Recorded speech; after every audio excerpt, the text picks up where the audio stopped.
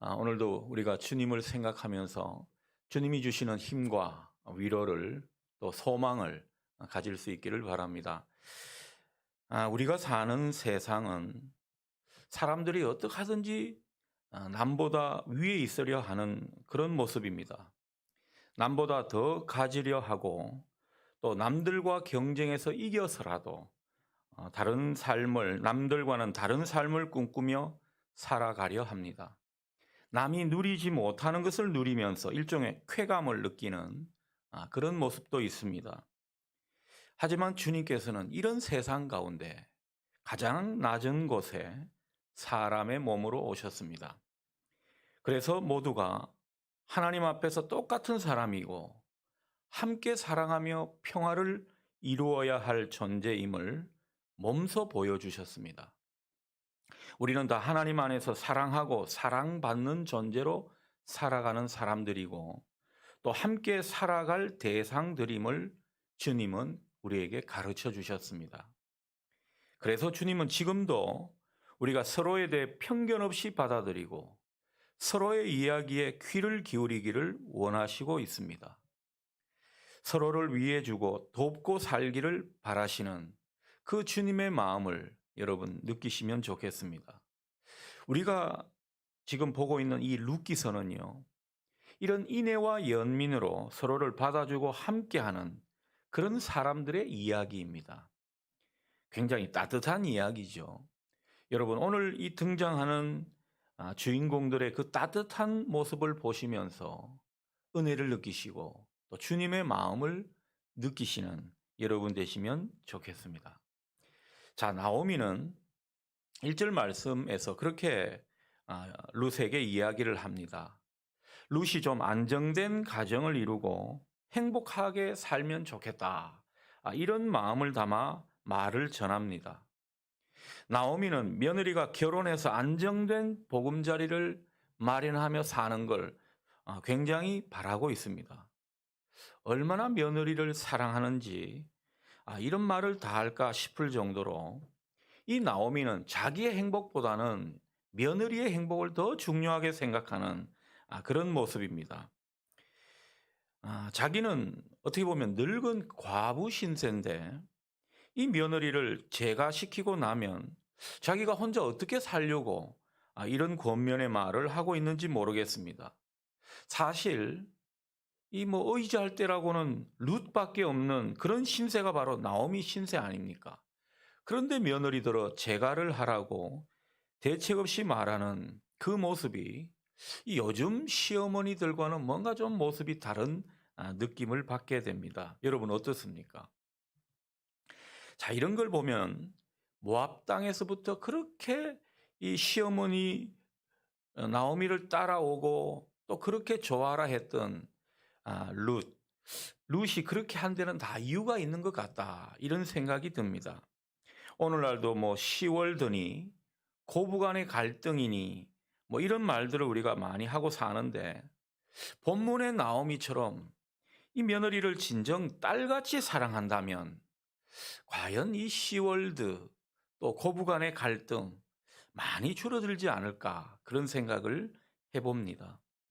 주님은 우리 믿는 가정들이 다 이렇게 시어머니가 며느리를 딸같이 사랑하고 또 며느리는 시어머니를 친정어머니 대하면서 사랑하는 그런 가정, 그런 관계를 우리에게 바라고 계신다 믿습니다. 자, 그런 가운데 오늘 나오미가 사랑하는 룻에게 아주 어렵게 말을 꺼냅니다. 나오미가 룻을 위해 좋은 생각이 떠올랐던 모양인데 그런데 이게 가만 보면요.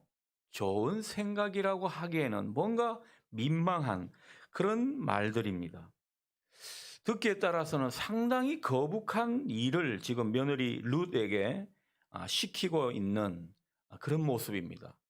여러분 2절 4절에 보면 그런 내용이 나오죠.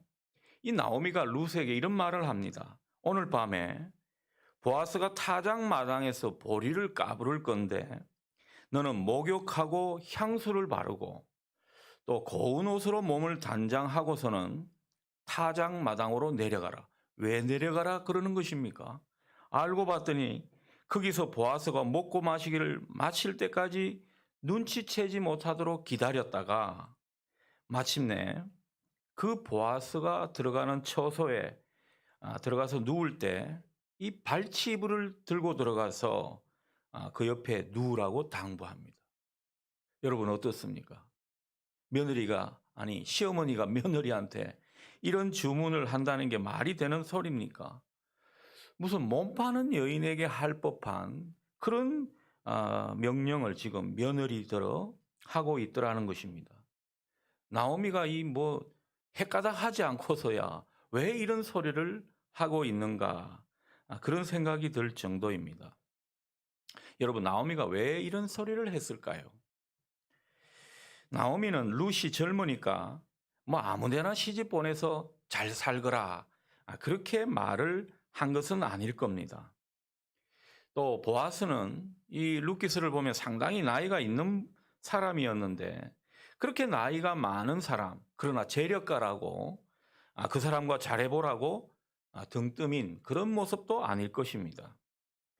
나오미가 이렇게 한 것은 이유가 있었습니다.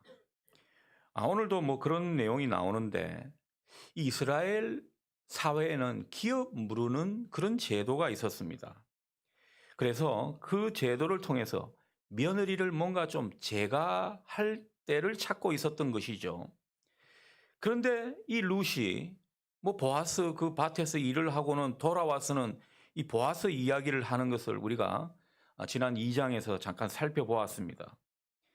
그런데 이 나오미가 그 내용을 들었을 때 보아스는 자기 친족이고 또 법적으로 사회적으로 기업 물을 자 중에 하나인 것을 알았다라는 것이죠. 여러분 기업 물을 자라는 것은 가문의 손실을 예방하고 또 회복시켜주는 하나님이 이스라엘 사회에 내리신 특별한 제도입니다. 그런 일을 하는 특별한 친족이 바로 기업 물을 자라는 것이죠. 그래서 가문의 후손이 없이 죽게 되면 그 대가 끊기지 않습니까? 그래서 미망인과 결혼을 해서라도 대를 이어주게 하는 그런 제도였습니다. 그리고 땅도 대신 사서 회복시켜주는, 그래서 가문이 대를 잇게 하고 망한 집안은 다시 일으킬 수 있는 그 하나님의 배려, 하나님의 자비하심이 이런 기업 무르는 자 제도를 통해서 그 사회에 나타나게 된 것이죠. 자, 그래서 이 키다리 아저씨 같은 친족, 이게 기업 물을 자라고 우리가 이해하면 되겠습니다. 자, 그런데 기업 물을 자 입장에서는요, 별 재미가 없습니다. 큰 이익이 없습니다. 그렇게 자기가 낙점이 되면요, 자기가 자기 돈 내가지고 이 어려운 가문을 도와주고 또 살려야 하는 그런 책임이 있기 때문에 웬만하면 이것을 안 맡으려 했습니다. 뭔가 이익이 되면 하고 아니면은 잘 하지 않는 그런 풍습이 많았습니다. 그래서 하나님께서 좋은 제도를 그 사회에 필요한 제도를 주셨지만은 당시에는 그 제도가 잘 시행되지를 않았습니다. 자, 그런데 이 나오미 입장에서는 보아스라면 어쩌면 이 일을 해줄 수 있지 않겠는가 이런 생각을 했던 것입니다. 재력도 되죠. 인품도 되죠. 무엇보다도 들어보니까 이 룻을 굉장히 아껴주고 배려해주는 그런 모습을 보니까 어쩌면 그렇게 기업 물을 사람으로 내가 생각해도 되겠구나 이런 생각이 들었던 것입니다. 그래서 나오미는 기업 물을 자인 보아스 마음을 사로잡는 법을 지금 며느리 룻에게 가르쳐주고 있는 것입니다. 자, 그러고 보면요, 이 나오미 신앙이 대단합니다.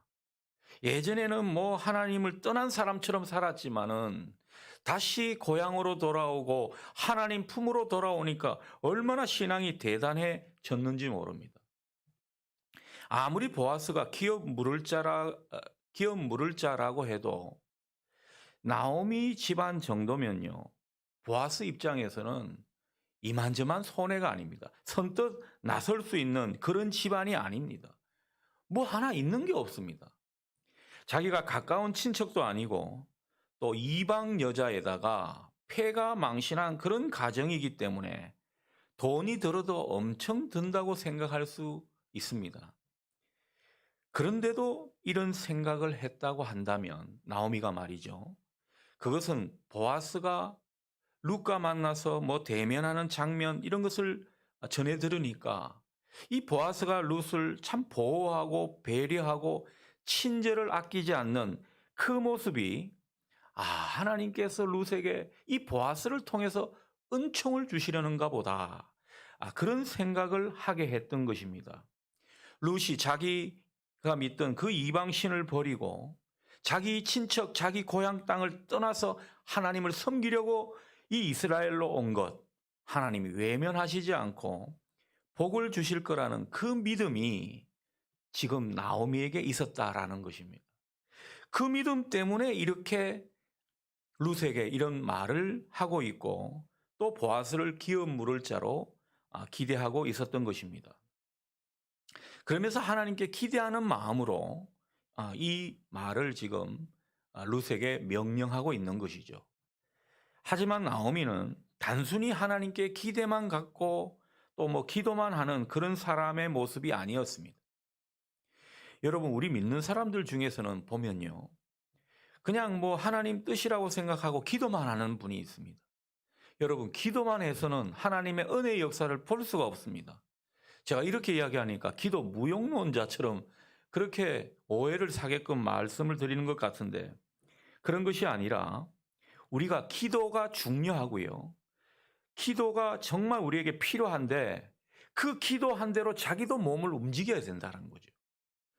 자기는 기도만 하고 그냥 뭐 감나무 밑에서 감이 떨어질 것처럼 그렇게 기다려서는 안 된다는 것입니다. 기도한 대로 최선을 다하고 그 가운데 하나님이 이루어 가실 것을 바라보고 또 하나님의 섭리를 믿는 그런 사람이 결국은 하나님의 은혜의 역사를 보더라는 것입니다. 오늘 나오미는 그런 일환으로 지금 이 룻에게 종용하고 있는 것입니다. 우리가 뭐 대학 합격을 앞두고 있는 대학의 그 합격 소식을 기다리고 있는 그런 학생들, 또 뭐 회사 취직을 앞두고 있는 그런 우리 청년들이 있습니다만은 우리가 이 청년들이 기도하게 하고 또 기도하고 한 그 상태에서는요, 열심히 최선을 다하게 하는 것이죠. 한 번씩 우리 그 딸 중에 한 명이 시험 칠 때 저에게 굉장히 기도를 많이, 지는 기도를 안 하고 아빠 보고 자꾸 시험 치기 일주일 전부터 기도를 하라고 합니다. 근데 가만 보면 자기는 별로 노력을 안 하죠. 그래서는 뭐 하나님의 큰 은혜의 역사를 보기가 힘듭니다. 정말 기도하고 그 가운데 하나님이 은혜를 주실 것을 믿고 자기도 열심히 노력하고 또 하나님 쪽으로 움직여 가야 결국은 하나님의 선한 역사, 하나님께서 우리 인생 가운데 뜻을 이루시고 섭리를 펼쳐 가시는 그런 것을 보게 되더라는 것입니다. 그래서 우리는요, 하나님의 은혜 위에 우리의 노력이 더해져서 하나님의 그 섭리를 이루어 가는 것입니다. 이 사실을 믿으실 수 있기 바랍니다. 자, 그런데 이 반대로 룻의 입장에서는요, 나오미 말이 어떻게 들렸을까 생각해 보게 됩니다. 여러분, 오늘날 며느리 같으면 난리도 안 났을 겁니다. 그렇지 않겠습니까? 말도 안 되는 소리죠. 이 할마씨가 미쳤냐고 그냥 날뛰었을 겁니다. 나이 많은 사람한테 그것도 한밤중에 잠자리 들어가서 같이 누우라. 여러분, 이게 뭐 제가 창녀예요 이런 소리 나오지 않았겠습니까? 시어머니한테 굉장히 섭섭해하고 배신감마저 들게 되는 그런 대목입니다. 이스라엘 풍습에 뭐 계대 결혼이라는 게 있었지만은 이런 풍습에 익숙지 않은 그 룻에겐 여간 어려운 주문이 아니었을 겁니다. 자, 그런데 이 뭐 룻은 오늘 11절 말씀처럼 두려움이 엄습했었던 것을 우리가 또 간접적으로 느낄 수가 있습니다. 그러니 이 시어머니의 말에 얼마든지 거절할 수도 있는 이런 상황이었다라는 것이죠. 자, 그런데 룻은 어떻게 행동합니까? 참 놀라울 정도로 시어머니가 시키는 대로 그대로 따르는 모습입니다. 오늘 5절 말씀을 보십시오. 룻이 말합니다. 어머니의 말씀대로 내가 다 행하리이다. 그리고 6절도 보면 그가 타작마당으로 내려가서 시어머니의 명령대로 다 하니라. 이렇게 성경은 우리에게 룻의 행동에 대해서 분명히 전해주고 있습니다. 여러분, 이 말도 안 되는 명령 같은 이 시어머니의 말에 시키는 대로 그대로 따르는 이 룻, 어떻게 해서 이렇게 할 수 있었습니까? 그것은 다른 이유가 아닙니다. 시어머니지만 이 시어머니의 이야기를 하나님의 뜻으로 받아들였기 때문입니다. 하나님의 말씀으로 들었기 때문입니다. 룻은 시어머니를 통해서 하나님을 알게 되었습니다. 그리고 하나님의 말씀을 우리처럼 성경책을 가지고 다니면서 자기 스스로 보았겠습니까? 시어머니의 그 음성을 통해서 하나님의 말씀을 전해 들었던 사람이 룻이었습니다. 그런 가운데 나오미는 어느덧 이 룻에게는 신앙의 멘토 같은 그런 역할로 나타났던 것이죠. 자, 그런 관계 속에서 시어머니가 이런 말을 공연히 할 뿐이 아니다. 시어머니를 믿었고요. 그리고 그 시어머니가 터무니없는 말을 하는 것 같지만 이게 하나님의 뜻일지 모른다라는 그런 마음으로 시어머니의 그 말을 믿고 따랐던 것입니다. 여러분, 어떻게 보면 세상적인 눈으로 보면요, 룻은 대책 없는 여자같이 보입니다. 그렇지 않습니까? 룻이 보아스 곁에 쓱 다가가서 누울 때 보아스가 저리 가! 너 뭐하는 여자야? 하고 그렇게 나온다면은 어떡할 겁니까? 아니, 미친 여자 되는 것 아니겠습니까? 충분히 보아스가 분노할 수 있는 그런 상황이 어렵지 않게 예상이 되는 대목입니다. 망신을 당해도 엄청 망신을 당할 수 있고요. 심지어 돌에 맞아 죽어도 그 당시 사회에서는요, 용인되는 입장이었습니다. 자, 이런 가운데 룻은 시어머니의 말을 따랐다는 것이죠. 목숨을 걸고 따른 것입니다. 하나님의 말씀으로 여겼기 때문이라는 겁니다. 하나님의 말씀으로 들었기 때문에 믿음의 용기를 내어서 순종할 수 있었던 것입니다. 하나님의 뜻 앞에서 내가 이 대목에서 모험도 해야 되는구나. 그 모험을 할 요량으로 이렇게 순종한 모습이었다라는 것이죠. 여러분, 이런 믿음과 헌신에 하나님은 늘 놀라운 은혜로 함께 하시는 법입니다. 오늘 룻이 그 점을 우리에게 잘 보여주고 있습니다. 지금도 믿음의 가정에서 가장의 말을 하나님의 말씀으로 믿고 따르는 가정은요, 복된 가정입니다. 한 교회 공동체의 목자로 세우신 그 목사가 전하는 말씀을 그냥 인간의 소리로 치부하지 않고 하나님의 말씀으로 받아들이는, 그리고 그 말씀에 믿고 순종하는 모습을 보이는 공동체는 놀라운 하늘의 복을 받게 되어 있습니다. 여러분, 만일 복을 받지 못한다라고 한다면요, 어쩌면 그 모든 소리를 사람의 소리로 치부하고 하나님의 소리로 듣지 못했기 때문일 것입니다. 하나님의 뜻으로 믿고 순종하지 않기 때문에 우리가 하나님으로부터 오는 그 축복을 제대로 많이 경험하지 못한다는 것입니다. 여러분, 정말 주님의 오심을 기대하십시다. 그럴 때 정말 그 말씀을 믿고 주님의 오심을 기대하는 사람에게는요, 특별하게 새롭게 만나는 축복이 있게 되는 것입니다. 주님이 정말 이 주의 종의 목소리를 통해서 다른 사람을 용서해라, 사랑해라, 하나님만 신실하게 따르라, 사람들 의지하지 말고 하나님만 바라보아라, 이렇게 전하게 될 때 내가 정말 그런 마음이 내키지 않고 그런 형편이 아니어도 그 말씀대로 한번 해보면서 그 말씀에 내가 한번 던져보듯이 그렇게 살아가는 사람은요, 특별한 하나님의 축복을 경험하게 되어 있습니다. 하나님은 많은 경우 하나님의 그 말씀을 통해 순종하는 자에게 복을 주시려고 예비하고 계시더라는 것이죠.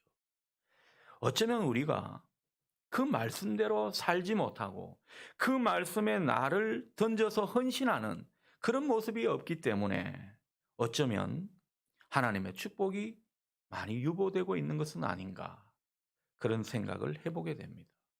오늘 룻이 우리에게 그런 마음을 불러일으키더라는 거죠. 아, 룻이 참 대단한 여자구나.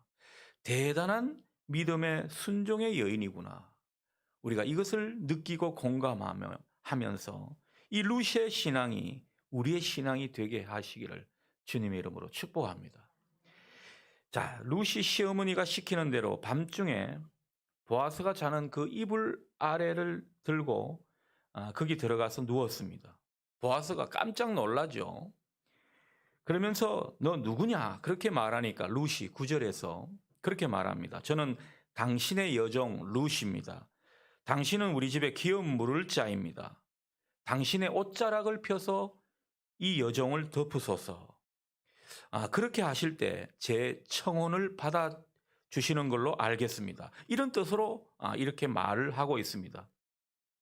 그때 놀랍게도 이 보아스는 기꺼이 그 청혼을 받아주고 있습니다. 그리고 두려워하지 말라고 또 그렇게 위안을 주고 있습니다.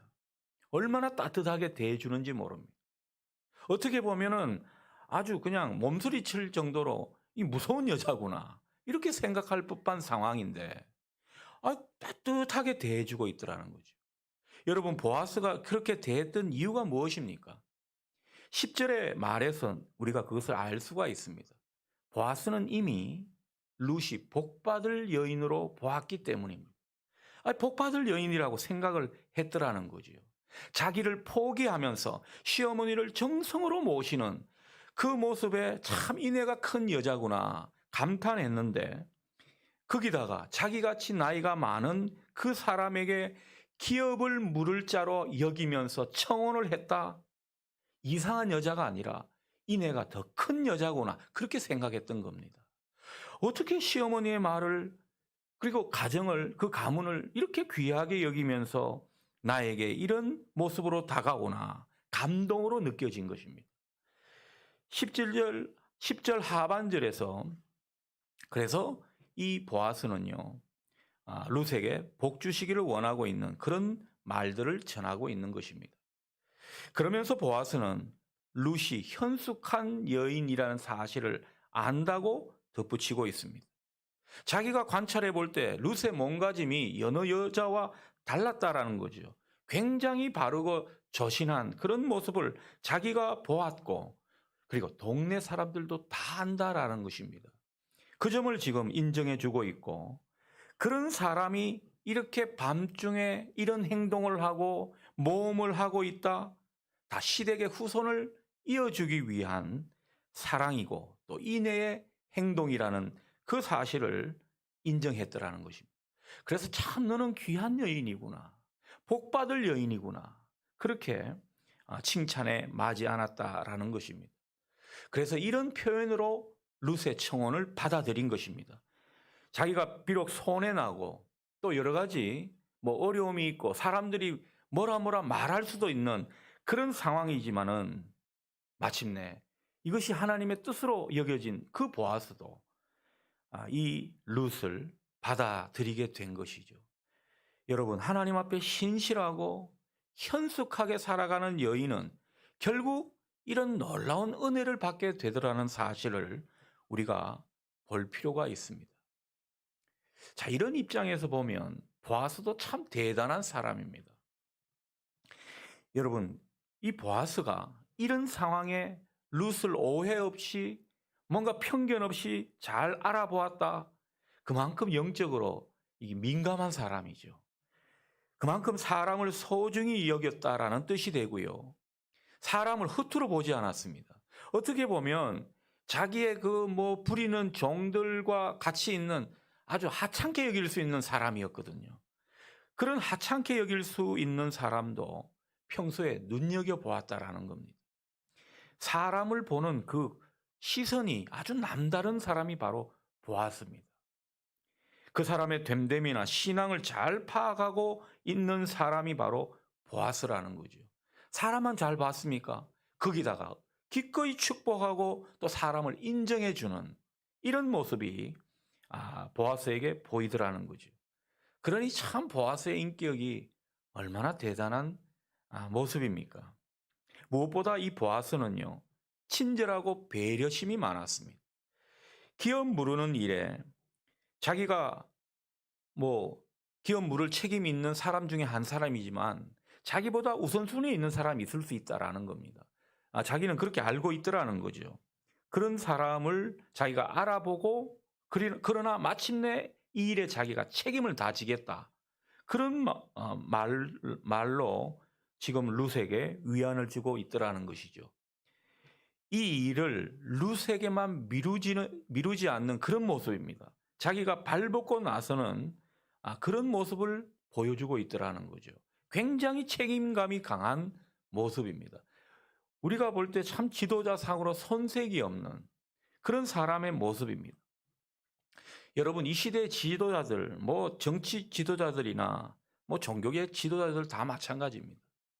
사람을 이렇게 편견 없이 보고 또 사람을 제대로 살필 수 있는 이런 눈이 있어야 한다는 것이죠. 우리 정치인들에게 참 이런 점이 많이 부족한 듯 보입니다. 이 국민들의 그 마음을 살뜰하게 보지를 않는다라는 거죠. 자기들이 뭔가 씌어 있는 듯한 그런 모습으로 자기들의 이상만 추구하는 그런 모습을 우리가 느끼게 되는데 보아스는 그렇지가 않았습니다. 얼마나 섬세하게 배려하고 친절하게 상대방의 일을 다루고 있는지 모릅니다. 자, 그리고 13절 보십시오. 이 밤에 여기서 머무르라 이렇게 말하고 있죠. 여러분, 이 말은요, 이 지금 있는 곳은 성문 바깥쪽인데 성문은 밤중에 닫혀 있습니다. 가봐야 불량배들이나 이상한 사람들한테 당할 수 있는 그런 위험이 있었습니다. 그 위험 가운데서 그냥 여기서 머물러라 그렇게 말해 준 것이죠. 그리고 자기가 이 여인과 밤새 같이 있었다라는 것을 다른 사람들이 알게 되면 정말 이 그간 등망 있는 지도자감이었는데 지도자로 추앙받던 사람인데 온갖 비난을 무릅쓸 수도 있는 그런 상황이었습니다. 그런데도 그런 비난받는 일이 있다 해도 내가 위험에 빠지는 이 여인이 위험에 빠지는 그런 일은 그냥 두고 볼 수가 없다. 이런 모습을 취한 것입니다. 얼마나 배려가 많은 모습입니까? 그러나 한편으로 이 보아스는요, 또 사람들에게 덕을 끼치는 것을 의식했습니다. 이 일 때문에 괜한 오해나 억척, 구설수에 오르지 않으려고 하는 그런 모습도 있었다라는 겁니다. 14절 말씀이 그런 내용이죠. 사람들 보기 전에 어두울 때 떠나 성 안으로 들어가라. 이 밤새 머무른 것은 좋은데 그러나 새벽 일찍 들어가라. 왜 이런 말을 하고 있습니까? 아무리 자기가 선한 일을 한다 해도 덕을 끼칠 생각을 했더라는 거죠. 괜한 오해를 살 그런 행동을 해서는 안 된다는 것이 이 보아스가 보여준 모습이었습니다. 그래서 내가 옳고 내가 문제가 없는 행동, 나는 떳떳하다. 그렇게 생각해도 다른 사람을 생각해서 덕을 세우는 그런 행동을 지금 하고 있더라는 것입니다. 우리가 신앙인인데 신자들이 때로는 뭐 하나님이 다 아실 거야.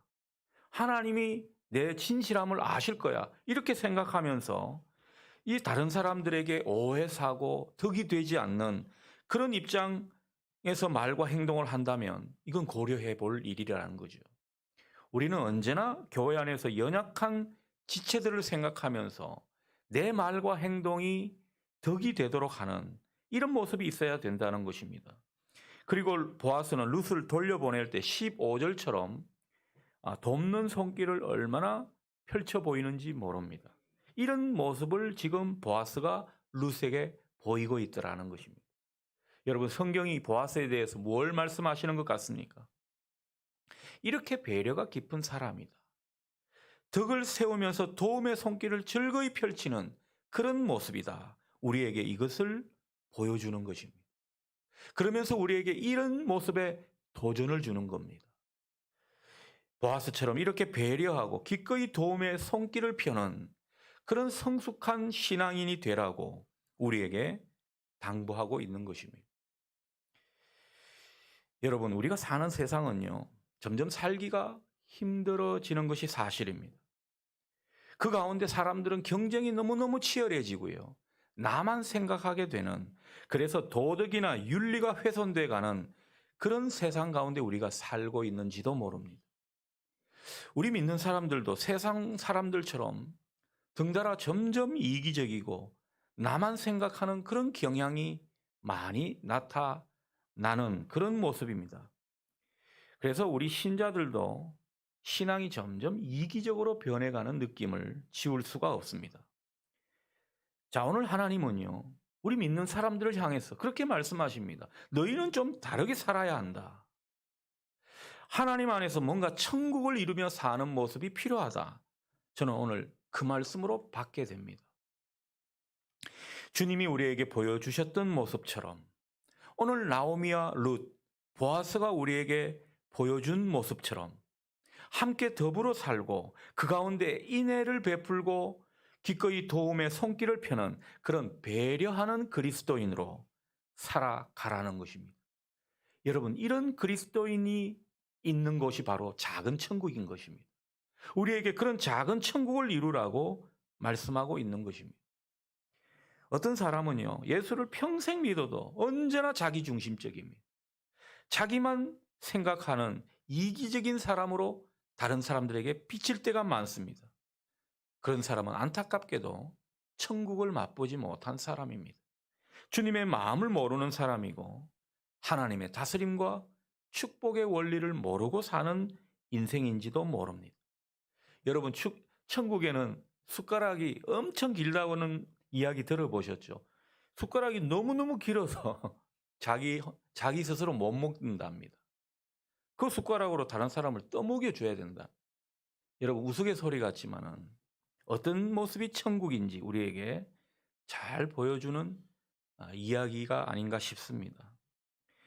여러분, 우리가 이런 인생을 살고 그런 작은 천국을 만드는 것이 교회의 소명이고 우리 모두의 소명인 것입니다.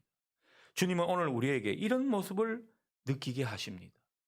우리가 이런 것에 대해서 구체적인 것을 더 알 필요가 있습니다. 그래서 우리는요, 늘 우리가 처한 상황에서 겸손하게 하나님이 무엇을 기뻐하실까? 주님이라면 어떻게 하실까? 이런 것을 생각하면서 하나님, 나 어떻게 행동하는 게 좋겠습니까? 물으라는 것입니다. 그 물음 가운데 우리는 어느덧 예수를 믿는 그 삶 가운데 하나님의 영광이 드러나게 되는 그런 인생을 살게 되더라는 것입니다. 오늘 이 주님의 당부를 마음에 새기시면서 전보다 더 배려하고 덕을 세우고 기꺼이 도움이 되어주는 그런 작은 예수로 작은 천국을 이루시는 우리 모두가 될 수 있기를 축원합니다.